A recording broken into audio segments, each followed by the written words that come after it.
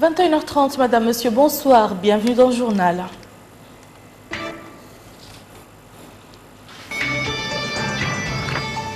En application des orientations du président de la République, plusieurs ministres continuent leur tournée à l'intérieur du pays pour s'enquérir de l'état d'avancement des projets économiques et par la même occasion,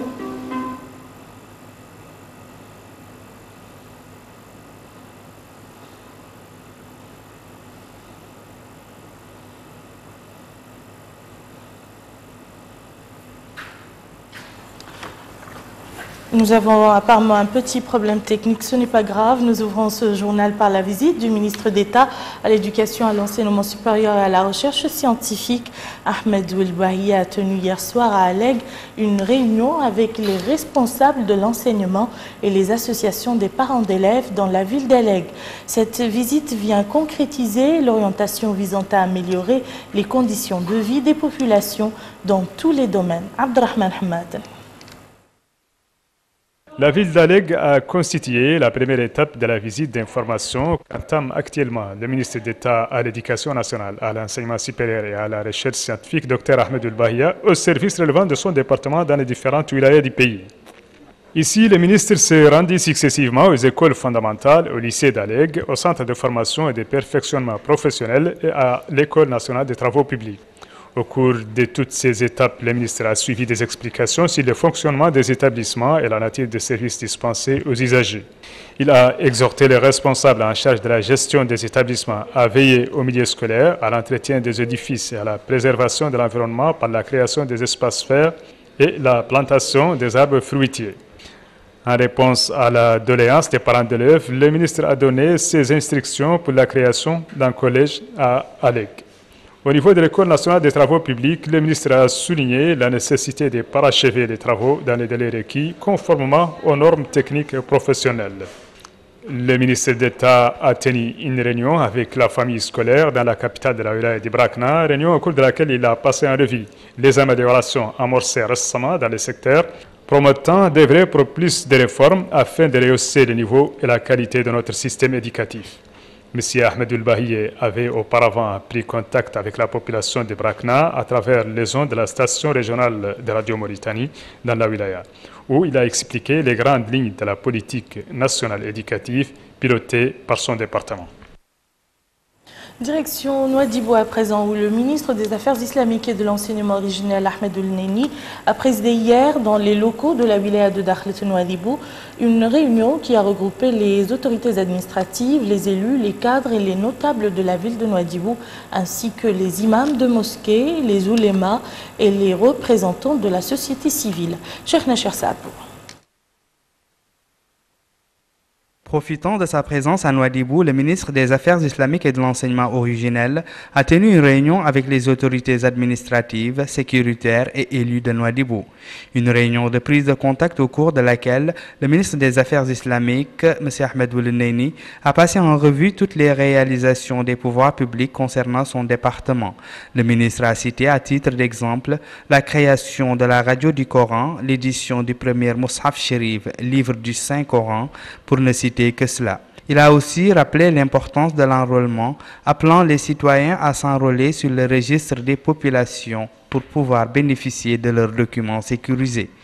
Le ministre a en outre rappelé l'importance donnée par son département aux mahadras, aux mosquées et aux imams, soulignant le rôle central dévolu à ces derniers dans l'éducation des citoyens, l'enracinement de la modération, la diffusion de la culture de paix et de la concorde, l'ancrage des valeurs de citoyenneté et l'appui de l'unité nationale.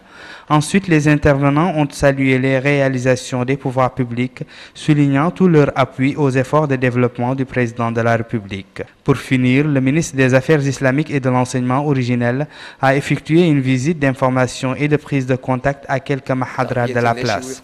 Des explications détaillées lui ont été présentées par leurs responsables sur les méthodes d'enseignement suivies dans ces structures.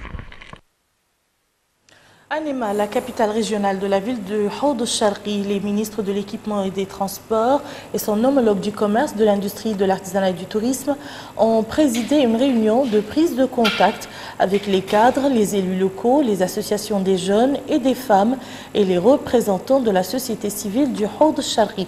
Au cours de cette réunion, les deux membres du gouvernement ont présenté chacun, en ce qui le concerne, des exposés sur quelques réalisations concrètes qu'a connues la Mauritanie dans le cadre de l'exécution du programme général du gouvernement visant à améliorer les conditions de vie des populations. Moussa Ndiaye.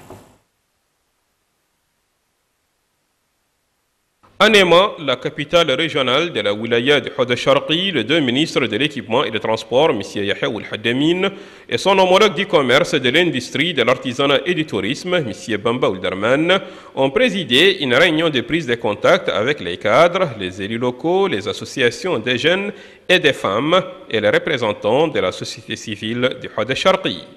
Au cours de cette réunion, les deux membres du gouvernement ont présenté chacun, en ce qui les concerne, des exposés sur quelques réalisations concrètes qu'a connues la Mauritanie dans le cadre de l'exécution du programme général du gouvernement visant à améliorer les conditions de vie des populations. De leur côté, certains intervenants n'ont pas manqué de mettre l'accent sur l'importance de ces réalisations et d'autres ont présenté leurs doléances dans le but de trouver des solutions à leurs problèmes. Cette rencontre s'inscrit dans le cadre des efforts des pouvoirs publics visant à sensibiliser les Mauritaniens sur l'importance du développement durable à travers la mise en place d'une stratégie de communication qui permet aux différents acteurs de contribuer à la réussite de tous les programmes de développement en Mauritanie. Le sport constitue une priorité dans le programme du président de la République. Des réalisations importantes dans le domaine ont été enregistrées ces dernières années. Madame Lalem Tchri va expliquer qu'elle est venue à Aleg pour s'enquérir des problèmes posés au secteur en vue de leur trouver les solutions appropriées. Retour toujours à Moussa Ndiaye. Au Brakna, précisément à Aleg, Mme Lalla Minteshriv, ministre de la Culture, de la Jeunesse et des Sports, a pu s'informer au cours de sa visite d'information et d'orientation dans la wilaya sur les activités de la délégation régionale, où elle a suivi des explications présentées par les différents techniciens du département. La ministre, qui s'exprimait lors d'une rencontre avec les responsables des ligues et clubs des jeunes du Brakna, en présence des principaux responsables du secteur. Elle a expliqué qu'elle est venue pour s'informer sur les problèmes que rencontre le ministère de la Culture, de la Jeunesse et des Sports en vue de trouver ensemble des solutions qui ne vont que rehausser le niveau de toutes les activités. Avant de quitter la ville d'Aleg, Madame la ministre était l'invitée de l'une des émissions de la radio régionale d'Aleg, où elle a abordé plusieurs pistes qui vont sans nul doute accompagner les efforts des uns et des autres pour l'intérêt de la culture, de la jeunesse et des sports en Mauritanie. Pour rappel, Mme Lalla Minteshriv, ministre de la Culture, de la Jeunesse et des Sports, avait débuté sa visite au Brakna par la supervision d'une activité culturelle au groupement de Borat et une exposition des produits féminins. Pour recenser les réfugiés maliens établis dans le camp de Mberra, wilaya du Houd al-Sharqi, l'Agence nationale du registre des populations et des titres sécurisés a dépêché aujourd'hui une mission de 6 unités d'enrôlement vers la zone en concertation avec le Haut Commissariat des Nations Unies pour les réfugiés. Par cette opération, les autorités concernées entendent accélérer les opérations d'enrôlement dans le camp de Mberra. Ces équipes qui viennent d'être envoyées permettront de réduire la pression sur les éléments déjà en exercice dans la zone depuis un certain temps. Commémoration aujourd'hui dans notre pays de la journée mondiale sans tabac. À cette occasion, le programme national de lutte anti-tabac a célébré en collaboration avec l'OMS et le Centre de lutte anti-tabac en Afrique cet événement sous le slogan « Tabac, interdire la publicité, la promotion et le parrainage ». Compte rendu, c'est Sidibé. Derrière ces images pleines d'horreur se cache un agent mortel pourtant évitable, le tabac. Ces tueurs redoutables tue jusqu'à la moitié de tous ses consommateurs à travers le monde. Selon l'OMS, l'épidémie mondiale du tabagisme tue 6 millions de personnes chaque année, dont 600 000 sont des non-fumeurs victimes du tabagisme passif. La situation est telle qu'il faut agir en synergie pour barrer le chemin à l'escalade meurtrière du tabagisme. C'est dans cette perspective que s'inscrit la célébration de la Journée mondiale sans tabac. À cette occasion, le secrétaire général du ministère de la Santé, Mokhtar Ould-Hinde, a mis en exergue les méfaits du tabac qui, selon lui, est devenu aujourd'hui l'un des problèmes de santé publique les plus préoccupants dans le pays en raison de pratiques courantes de ce phénomène, surtout par les franges de la jeunesse. Le secrétaire général du ministère de la Santé a indiqué par ailleurs que pour faire face à ce fléau, le département de la Santé a pris des mesures de renforcement de la lutte anti-tabac, dont la signature par notre pays en 2004 de l'accord cadre de l'OMS relatif à la lutte contre le tabac, en plus de la mise en place d'un programme national de lutte anti-tabac en 2008 et l'élaboration d'un projet de loi conforme aux conventions en la matière. Livrant le traditionnel message du directeur régional de l'OMS, le représentant de l'OMS a invité la communauté internationale et tous les segments de la société à faire front commun contre le tabagisme. Le grand public doit rejeter toutes les formes de publicité, de promotion et de parrainage du tabac. Il est important de surveiller et de signaler non seulement les formes traditionnelles de publicité directe dans les médias tels que la télévision, la radio, la presse écrite et par l'affichage publicitaire, mais également des formes de publicité indirecte, comme des affiches au point de vente et des programmes sociaux parrainés par l'industrie du tabac. Avec l'appui du grand public, les décideurs seront motivés à prendre des mesures encore plus fortes pour protéger la population des dangers du tabac. Dans cette lutte contre le tabagisme, la publicité est plus que jamais pointée du doigt. Elle qui est source de déviance, qui vante les mérites de ce produit mortel et installe de fausses idées chez les fumeurs, est l'ennemi numéro 1 qu'il faut éliminer sous toutes ses formes, sur nos écrans et sur les posters géants dans nos cités. Un lot de médicaments a été offert aujourd'hui par la représentation de l'Organisation mondiale de la santé OMS au ministère de la Santé en appui aux efforts du gouvernement pour lutter contre les épidémies. Ce dont s'inscrit dans l'engagement de l'OMS pour soutenir les actions de préparation et la riposte aux épidémies entreprises par le gouvernement mauritanien afin de prévenir et d'écourter significativement la durée des épidémies et de réduire ainsi la mortalité et la morbidité. Abdelrahman Hamad. Ce lot de médicaments remis aujourd'hui par les représentants de l'Organisation mondiale de la santé dans les pays, Dr Jean-Pierre Baptiste, est réceptionné par le secrétaire général du ministère de la Santé, M. Mokhtar Ould-Hinde, est destiné à soutenir les actions de préparation et la riposte aux épidémies entreprises par les gouvernements. Dans un mot prononcé pour la circonstance, le secrétaire général du ministère de la Santé a remercié l'OMS pour ce don, considérant qu'il va contribuer aux efforts du gouvernement pour lutter contre les épidémies et pour rapprocher les services sanitaires des citoyens, surtout les plus nécessiteux. M. Mokhtar Ould-Hinde a passé en revue les efforts menés par le département de la santé pour lutter contre les épidémies, soulignant que le département avait élaboré un plan portant sur la fourniture de médicaments et la formation du personnel de santé au niveau de 15 muqata'a dans 5 wilayas du pays. Ce plan a pour objet le contrôle épidémique intégré pour assurer le dépistage précoce et la prise en charge des personnes affectées, a-t-il ajouté. Le représentant résident de l'OMS a, de son côté, mis le don de ce lot de médicaments dans son contexte général. L'OMS fait ce don en lot de médicaments en appui aux efforts du gouvernement pour lutter contre les épidémies. En effet, la fourniture de cet important lot de médicaments d'une valeur de 188 000 $ s'inscrit dans le cadre de l'engagement constant de l'OMS pour soutenir les actions de préparation et de riposte aux épidémies entreprises par le gouvernement mauritanien.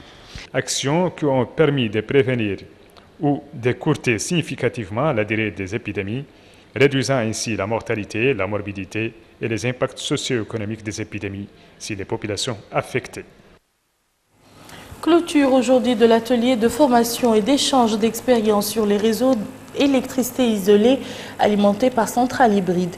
Organisé dans le cadre du projet Facilité énergie de l'Union européenne, en vue du renforcement et de l'appui au club, cet atelier s'est ouvert lundi dernier en présence de représentants des agences et institutions du Mali, de Côte d'Ivoire, de Mauritanie, de Madagascar, de la République démocratique du Congo, de la République de Centrafrique, du Bénin, du Burkina Faso, du Gabon, de Djibouti, de Tunisie et de la France.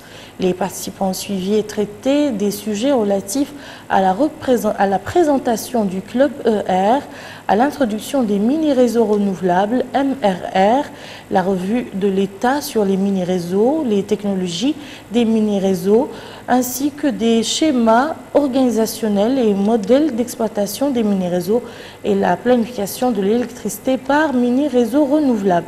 Ils ont également suivi des présentations sur les expériences dans les pays membres, notamment la Mauritanie, la Tunisie, le Mali, le Burkina Faso et le Bénin.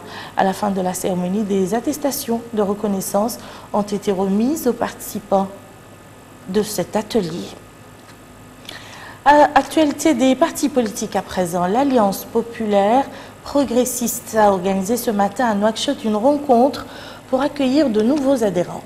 Il s'agit d'un groupe de la commune de Le Gran qui se fait appeler Initiative Main dans la main pour une Mauritanie prospère.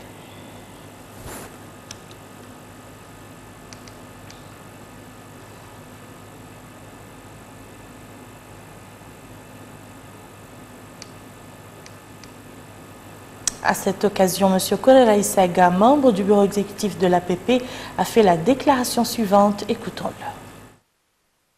Votre venue au sein du parti est quelque chose de très important. D'abord parce que vous êtes dans une commune qui est assez éloignée, mais aussi où il y a beaucoup de problèmes. Et aussi, vous avez montré votre détermination malgré les pressions qui peuvent s'exercer par-ci et par-là. Vous ne vous êtes pas trompé de destination. APP, comme vous le savez, et c'est pourquoi vous êtes venu et vous l'avez dit dans votre discours. APP a des objectifs très clairs pour le changement de ce pays. Nous voulons dans ce pays consolider l'unité nationale. Toutes les composantes nationales puissent avoir le droit de citer dans ce pays. Mais nous voulons aussi la cohésion sociale, c'est-à-dire que nous luttons contre toute forme d'oppression, notamment l'esclavage et tout ce que cela avec toute sa cohorte de conséquences. Nous voulons dans ce pays qu'il y ait la démocratie, qu'il y ait une alternance pacifique au pouvoir, mais sur la base de l'égalité et de l'élection juste et crédible. Un groupe de jeunes qui s'est fait appeler le courant de l'élite des jeunes a organisé hier à Nouakchott le premier congrès constitutif de cette formation politique. M. Bekaïl Ahmed, président de ce parti, a dans un mot pour la circonstance précisé que les jeunes adhérents à ce parti œuvrent à unifier la frange jeune et à conjuguer ses efforts pour transformer cette frange et la faire parvenir au centre de décision. Il a demandé à impliquer la femme dans l'action politique et à intégrer les partis et courants de jeunes dans un seul rang. La cérémonie de lancement du congrès s'est déroulée en présence de plusieurs représentants des partis de jeunes. Ainsi prend fin ce journal. Tout de suite le rappel des titres.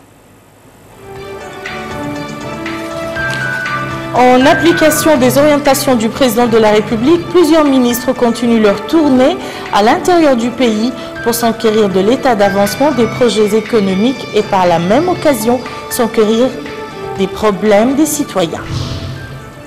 À l'instar de la communauté internationale, notre pays célèbre la journée mondiale sans tabac sous le slogan « Tabac, interdire la publicité, la promotion et le parrainage ».